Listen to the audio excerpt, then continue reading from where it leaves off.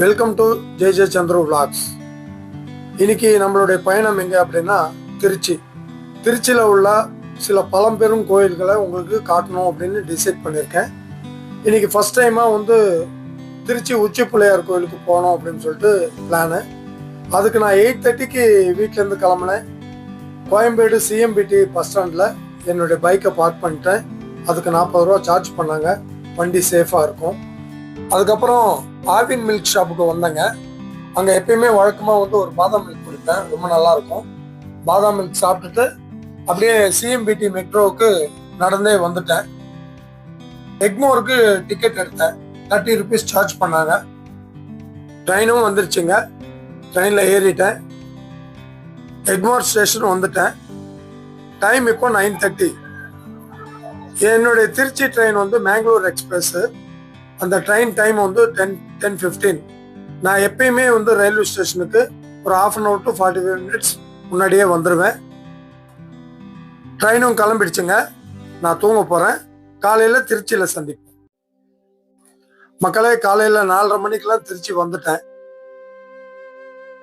Trichy railway station பக்கத்துலேயே waiting hall இருக்குங்க. ஆளுக்கு 100 ரூபா சார்ஜ் பண்ணுறாங்க. டாய்லெட் பாத்ரூம்லாம் ஹைஜீனிக்காக மெயின்டைன் பண்ணுறாங்க. சென்னையிலேருந்து திருச்சிக்கு காலையில் 4:30 மணிக்கு இறங்கியாச்சு. ரயில்வே ஸ்டேஷன் பக்கத்துலேயே பாத்ரூம் டாய்லெட்லாம் இருக்குது. நல்லா ஃப்ரெஷ்அப் ஆகிட்டு இப்போ உச்சி பிள்ளையாரை பார்க்கறதுக்கு கிளம்புறோம். இது திருச்சி ரயில்வே நிலையங்க.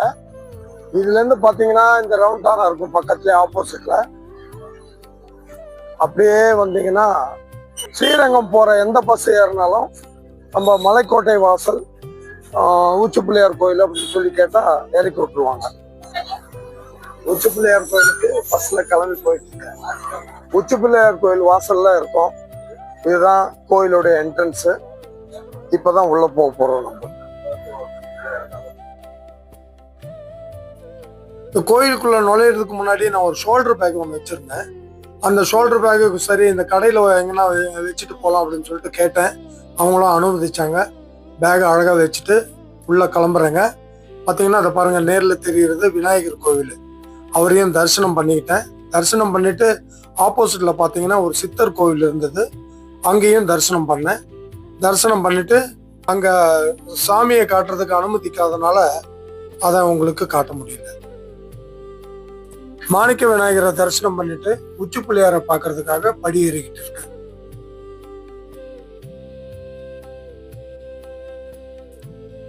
இங்கேருந்து பார்க்கும்போது மேலே கோவில் தெரியுது பாருங்க. வாங்க போகலாம். போகிற வழியிலேயே ஃபஸ்ட்டு நம்மளுக்கு தாயுமானவர் சுவாமி கோயில் வரும். அந்த கோவிலினுடைய என்ட்ரன்ஸ் தாங்க இது நீங்கள் பார்க்கறது. ஸோ உள்ள நுழைஞ்சு மேலே போயிட்டு இருக்கேங்க. போகும்போது பார்த்தீங்கன்னா ரைட் சைடில் மீனாட்சி சுந்தரேஸ்வரர் டெம்பிள் வருது. அந்த கோயிலை வீடியோ எடுக்க முடியல. ஆனாலும் உள்ள நுழைஞ்சு போய் நான் சாமியை பார்த்துட்டு வந்துட்டேன். என்னடா நடந்துக்கிட்டே இருக்கும்னு நினைக்கிறீங்களா? மொத்தமாவே 437 படி தாங்க. ஈஸியாக நடந்துடலாம். இந்த மேலே ஏறி போகும்போது பார்த்தீங்கன்னா லெஃப்ட் சைடில் தாய்மானவர் கோயிலும் அம்மன் கோயிலும் வருது. அதை லெஃப்ட் சைடில் போய் நான் சாமி தரிசனம் பண்ணுறதுக்காக போயிருக்கேன். சுவாமியையும் அம்பாளையும் தரிசனம் பண்ணிட்டேங்க. தாய்மானவர் என்ற பெயர் சுவாமிக்கு எப்படி வந்தது அப்படின்ட்டு அங்கே வந்த ஒரு மூத்த பக்தர்கிட்ட கேட்டதும் அவர் சொன்ன கதையை தாங்க உங்ககிட்ட பகிர்ந்துக்க போறேன். சாமியோட பக்தை பிரெக்னெண்டா இருக்கும்போது கோவிலுக்கு தரிசனம் பண்ண தினமும் வருவாங்களாம். ஒரு நாள் வரும்போது அவங்களுக்கு பிரசவ வலி வந்திருக்கு. அவங்க அம்மாவுக்கு தகவல் சொல்லி அனுப்பிச்சதும் அவங்க அம்மா வரும்போது பார்த்தீங்கன்னா காவிரி ஆற்றுல நீர் பெருக்கம் ஜாஸ்தினால அவங்க வர முடியல. அந்த நேரத்தில் இந்த பிரெக்னென்ட் லேடி சுவாமியை நினைச்சிட்டதும் அவங்க அம்மா ரூபத்திலேயே சுவாமி பிரசவம் பார்த்துருக்காரு. அதுக்கப்புறம் காவிரி ஆற்றிலேருந்து நீர் வடிஞ்சதும் அவங்க அம்மா பதற்றத்தோடு பார்த்து யாருமா பிரசவம் பார்த்தது அப்படின்னு சொன்னதும் நீதானமா பார்த்தேன் அப்படின்னு சொல்லி அவங்க சொல்ல இவங்க மலைச்சு நின்றுருக்காங்க.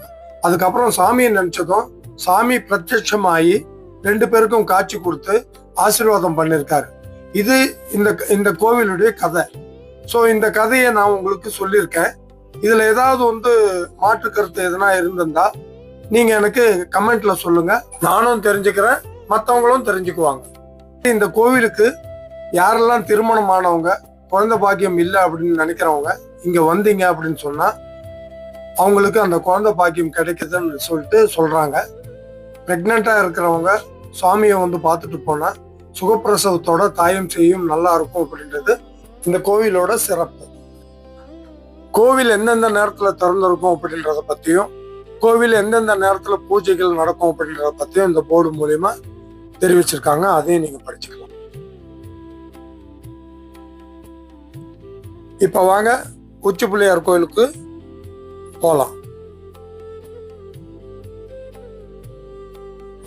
நீங்க பாக்குறது திருச்சி மலைக்கோட்டை உச்சி பிள்ளையார் கோவில பாருங்க, எவ்வளவு அழகா இருக்கு.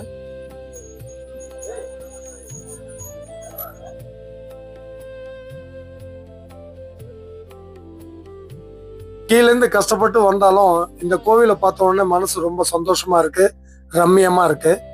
அப்படியே போகும்போது அப்பா வந்துட்டோண்டா அப்படின்ற ஒரு நிம்மதி. இந்த கோவிலுக்குள்ள நுழைய போறேங்க. இதை வீடியோ எடுக்கிறதுக்கு அனுமதி இல்லைன்னு முன்னாடியே சொல்லிட்டாங்க. ஸோ அதனால சாமி தரிசனம் பண்ணிட்டு வந்துடுறேன். சுவாமி தரிசனம் முடிச்சுட்டு வந்துட்டு இருக்கேன். ரொம்ப ஆனந்தமா இருக்கு. சுவாமி சன்னதியிலேருந்து அப்படியே வெளியே வந்துட்டு இருக்கு. பார்த்தீங்கன்னா ஒட்டுமொத்த திருச்சி சிட்டி அப்படியே தெரியுது. ஊரே நல்லா பார்க்கலாம்.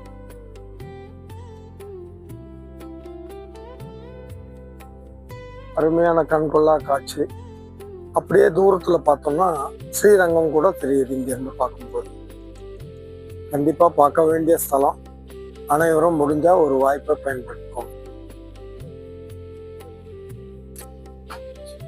நீங்க பாக்குறது ஸ்ரீரங்கம் கோவிலுங்க. அப்படியே இது சென்னை வழியா வாகனங்கள் நுழையிற திருச்சி பிரிட்ஜுங்க இது. அதுக்கப்புறம் இது ரயில்வே ட்ராக்கு. சென்னை வழியா வரக்கூடிய ட்ரெயின்ஸ் எல்லாம் திருச்சிக்குள்ள நுழையிற பிரிட்ஜு. இந்த நடுவுல பாக்குறது நீங்க காவேரி ஆறு. சுவாமி தரிசனம் முடிச்சுட்டு ரிட்டர்ன் போயிட்டு இருக்குங்க. ரொம்ப சந்தோஷமா இருக்கு.